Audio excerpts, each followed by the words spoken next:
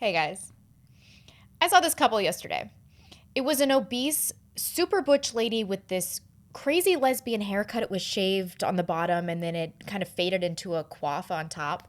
And she was with this normal looking, pretty handsome, but 7 out of 10 fruity guy and their kid. I've talked about this a few times because I see it so often, especially in Seattle, but have never designated a whole video to this. The strange and seemingly increasingly common coupling between very masculine women and effeminate men, which leads to the discussion of the merit of egalitarianism. Is striving for relationship equality the cause of this unnatural coupling? I had no data on this, just my own anecdotal information before I started doing research, but common sense told me that this was not purely anecdotal because we do know that women are becoming less feminine and men are becoming more feminine. It is one of the primary tactics of feminism, so it makes sense that this relationship dynamic is on the rise. When I set out to do research on this, I actually had a bit of a hard time because I was seeing a lot of even peer-reviewed papers done by feminists or feminist organizations.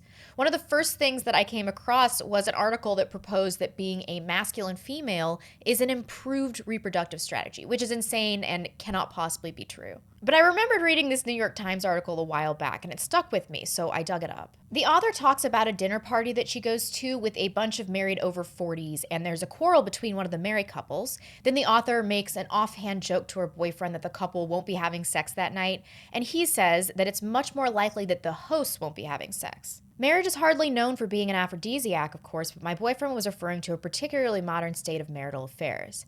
Today, according to census data, in 64% of U.S. marriages with children under 18, both husband and wife work. There's more gender fluidity when it comes to who brings in the money, who does the laundry and dishes, who drives the carpool and braids the kids' hair, even who owns the home. A vast majority of adults under 30 in this country say that this is a good thing, according to a Pew Research Center survey. They aspire to what's known in the social sciences as an egalitarian marriage, meaning that both spouses work and take care of the house and that the relationship is built on equal power, shared interests, and friendship.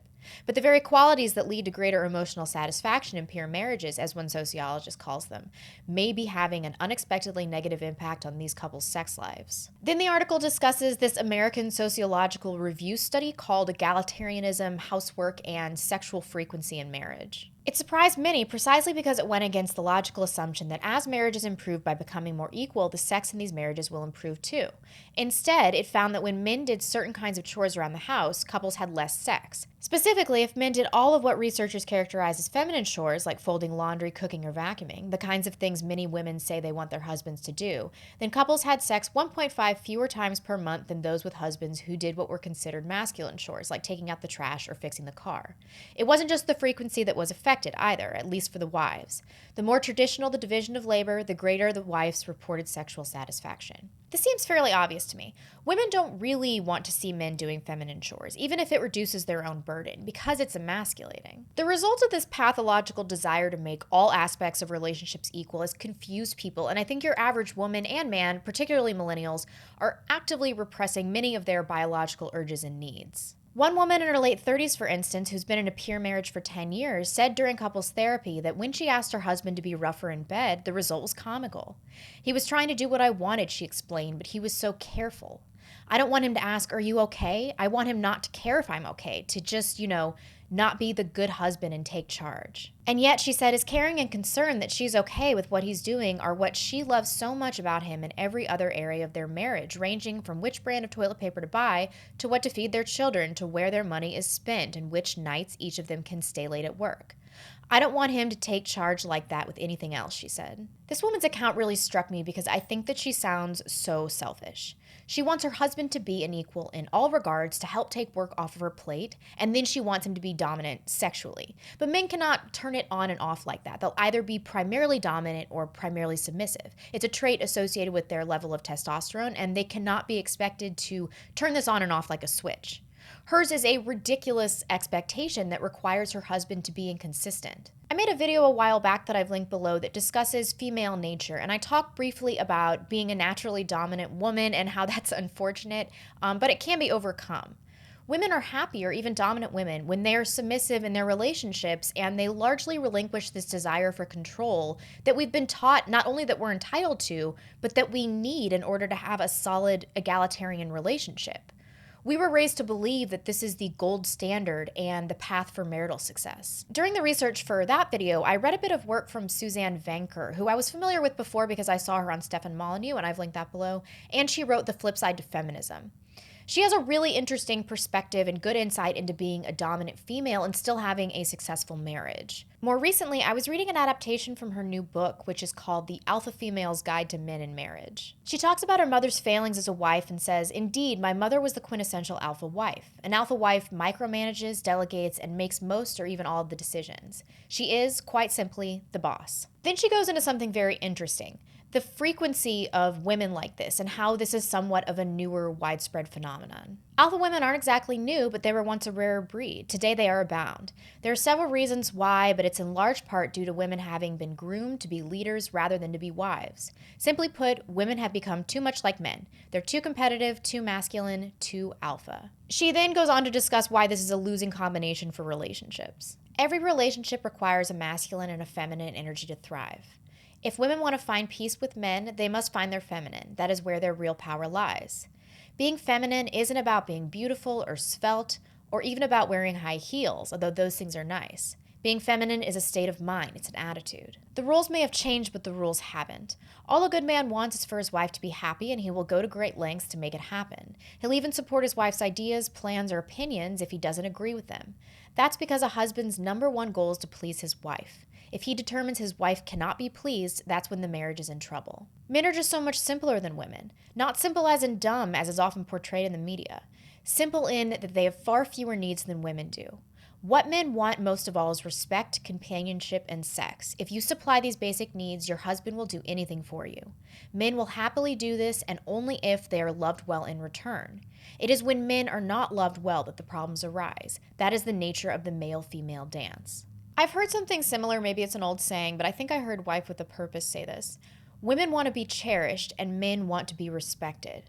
I thought that was so simple and straight to the point. When you try to do their job or fit them into feminine categories or even inadvertently put off a masculine energy, it undermines the respect you have for the man's position. And as a result, he won't cherish your femininity or you as much as you may need, which might be too much anyway. She goes on, and I think this is the most important part of this excerpt. "And here's what I learned. It's liberating to be a beta. I'm an alpha all day long and it gets tiresome. I concede that I thrive on it. But at the end of the day, I'm spent. Self-reliance is exhausting. Making all the decisions is exhausting. Driving the car, literally or figuratively, is exhausting. It took me a ridiculously long time to get it, but once I did, once I accepted that the energy I exude and the way I approach my husband directly affects his response and behavior, I changed my tune. And when I did, something happened. The tension disappeared overnight, just like that." I also talk about this a bit in my former videos, but this is exactly what happened to me. Once I let go of my desire for control and other unfeminine qualities in relationships, I took a back seat and learned how to bring feminine energy to a relationship and to respect the corresponding masculine energy. And right away, immediately, relationships got easier, and I'm really optimistic about my marriage because of this change. Egalitarianism is a myth, and it is simply making women unhappy.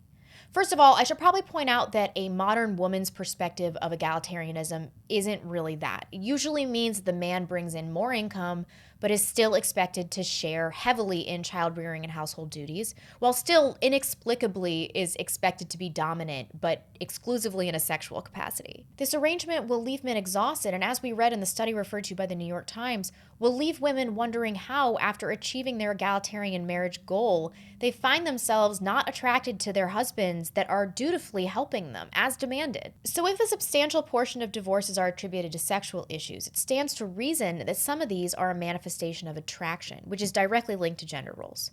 It also stands to reason that sex lives would be drastically improved if couples observed traditional gender roles. This would almost certainly improve divorce rates. The most horrifying concept to feminists and Western women in general is this notion of submission.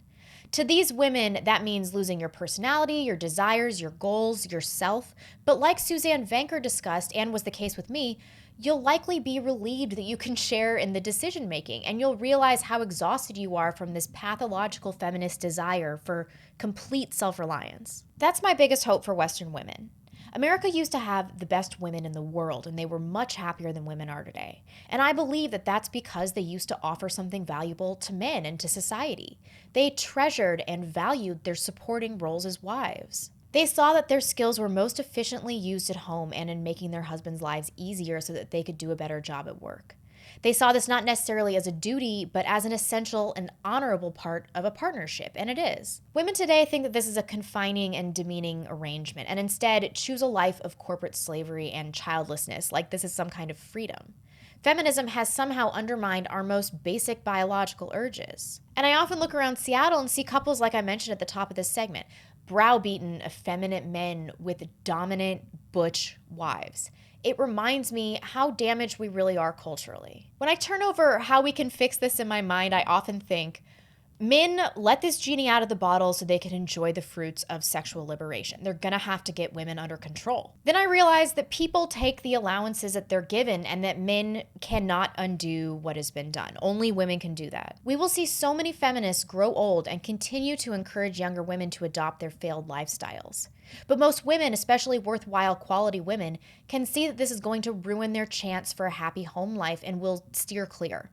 The only ones in the future that will be attracted to such a philosophy are women that are largely undesirable anyway and are seeking a means of improving their self-image without having to change it all. For the remaining women, especially young women, it is on you to make these changes in your own relationship and your own life, to help support your husband or boyfriend. And when you see these culturally acquired masculine habits that you've undoubtedly adopted over the years pop up, suppress them in favor of a more feminine energy and practice that until it becomes habitual. The concept of egalitarianism has been so damaging for women in relationships because women have developed an unrealistic expectation for complete personal and professional satisfaction. Your average person is lucky to have just one of those. Domestic bliss used to be enough for women, but we see how attempts at egalitarianism have failed in older generations, and we have an opportunity to fix it. Once again, I'm looking at you, ladies. Let me know what you think in the comment section. Are you a masculine woman in a relationship with a feminine man and it's working out? Have you tried multiple relationship dynamics and you think you have some insight? I'd love to know what you guys think. Thanks, and I'll see you on Friday. Bye.